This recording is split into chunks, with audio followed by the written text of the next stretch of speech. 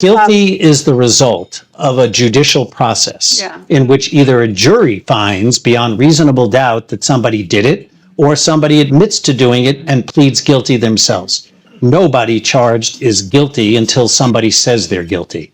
If you're asking whether or not people should represent people who, quote, did it, end quote, that's more complicated, because very often somebody is charged who did something, but not it. You'd like to say something, Pam? You're next. Get ready. It's over. It ends, and we're coming after you. Question for DOJ. They just announced it, and that was it. So I've not heard anything as of yet. But we've responded to the baseless attack, and my attorney has prepared a 2-page, 3-page letter responding to each and every allegation, which is baseless. And let's go through that, okay? So the first allegation is that the house and Queens that my father purchased almost 30 years ago, somewhere in the mortgage documents, he indicated that I was his wife as opposed to his daughter. But the deed, in fact, says I am his daughter. My father has since passed, and the house has since been sold.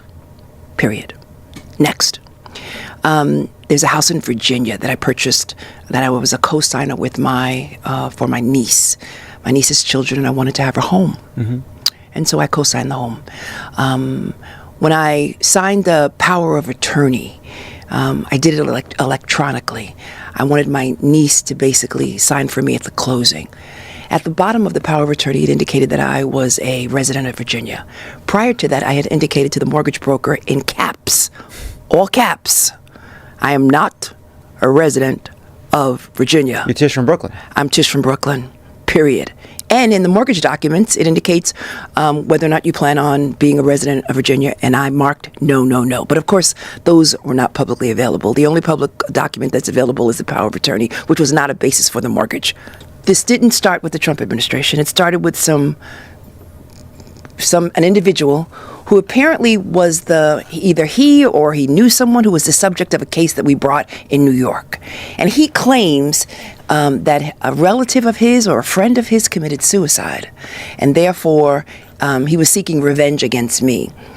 He uncovered these documents, which were innocent, no intention to defraud anyone, and submitted them to the Trump administration. And they, in fact, weaponized the federal government, DOJ, and decided to, and are basically arguing and have announced that there's a criminal investigation.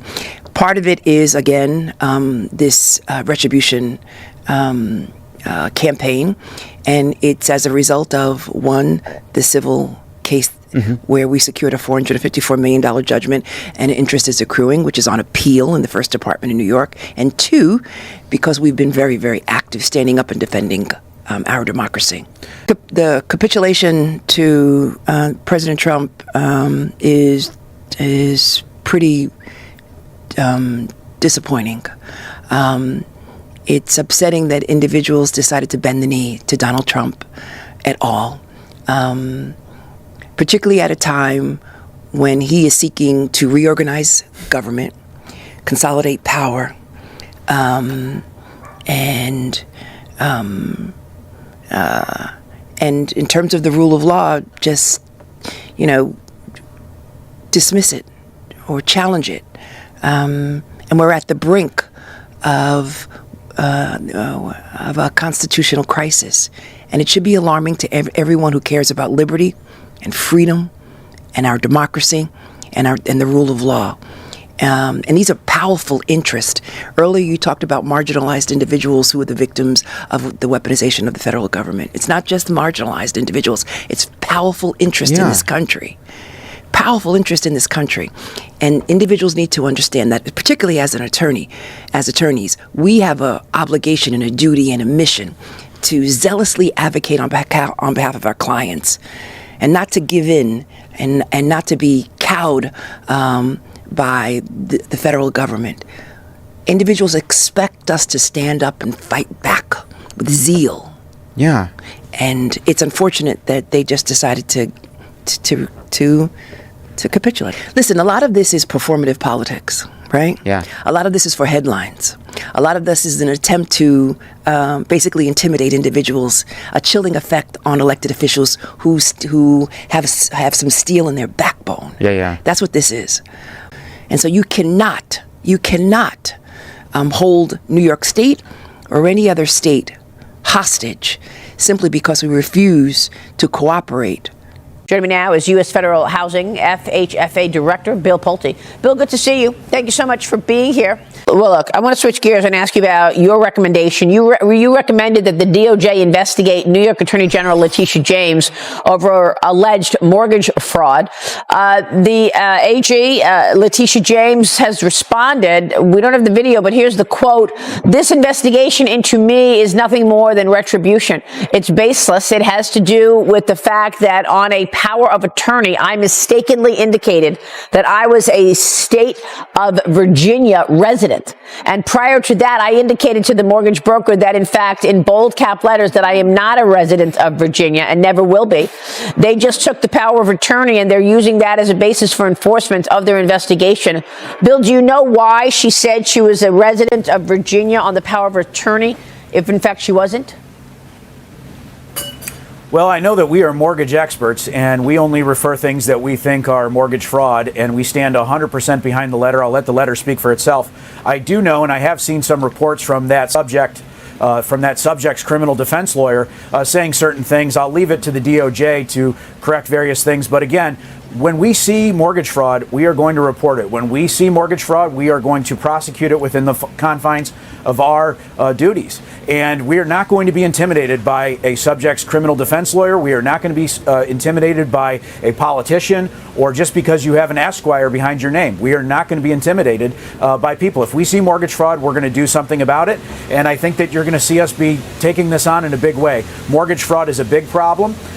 These companies are safe and sound, but where we see it, we are going to do something about it. And that subject's case is no different. Well, what are the ramifications of this now that you've referred this for criminality to the DOJ? Well, I would refer that to the DOJ. Again, as I say, we spend our days, we are mortgage experts. We are not politicians. I view this as an economic job. Obviously, the president can fire me at any time, so I guess in that way. But look, I look at this as an independent agency. We found the mortgage fraud, whether it be that particular subject or other subjects, and we work actively with the DOJ and different law enforcement agencies, and we will continue to do so. We are not going to be intimidated by somebody. Nobody is above the law, and that includes famous people or lawyers or what have you. And what is your response to her saying, look, this was a mistake. I mistakenly wrote that I was a resident of Virginia? Well, again, I don't want to respond to the specific comments that she would make or that the subject's criminal defense lawyer would make. I would just say generally that we will leave a lot of that up to the DOJ. I will say, though, however, just as a general matter, that occupancy fraud is a real issue. People saying that they're going to live in one state and going to it and really not even living there and getting better interest rates, getting better down payment terms, as well as people saying that people are part of their families that they're not. I mean, I'm making these general comments because we see patterns of this. We see patterns and practice of fraud across the United States. And this stuff has to stop, Maria. Yeah. And I can tell you right now, the banks and the lenders, they're responding to this. They're now looking at their underwriting, and that's exactly the intended effect that we want any subject who we refer to for DOJ. May it please the court, Judith Vale for the New York Attorney General's office. All of the defendants repeatedly violated... Ms. Vale, can you identify any previous case in which the Attorney General sued under Executive Law 6312 to upset a private business transaction that was between equally sophisticated partners where the supposed victim had the ability and legal obligation to discover the allegedly misrepresented matters by conducting its own due diligence, where the supposed wrongdoer advised the supposed victim through written disclaimers to conduct its own due diligence and to draw its own conclusions, where the alleged misrepresentation almost entirely concerned inherently subjective valuations of properties and businesses. Yes. And where the victim never complained about any fraud in the transactional losses from it. Because I've gone through the cases which you've cited, and all of them always involved a consumer protection aspect. It involved protection of the market, which is what you have here. I mean, you've got two really sophisticated parties in which no one lost any money, and And that was the point of my initial question. Every case that you cite involved where there was damage to consumers, damage to the marketplace. You've got a scheme to get unsophisticated consumers to take out home loans. You got a collapse of Lehman Brothers. You don't have anything like that here. I think you hear underneath all these questions, the question of mission creep. Has 6312 morphed into something that it was not meant to do? And that's something you must address, because there has to be some limitation on what the Attorney General can do in interfering in these private transactions, as Justice Friedman said, that where people don't claim harm. So what is the limiting principle? I have a question that's similar to Judge Rosato's, actually, which is the immense penalty in this case is troubling.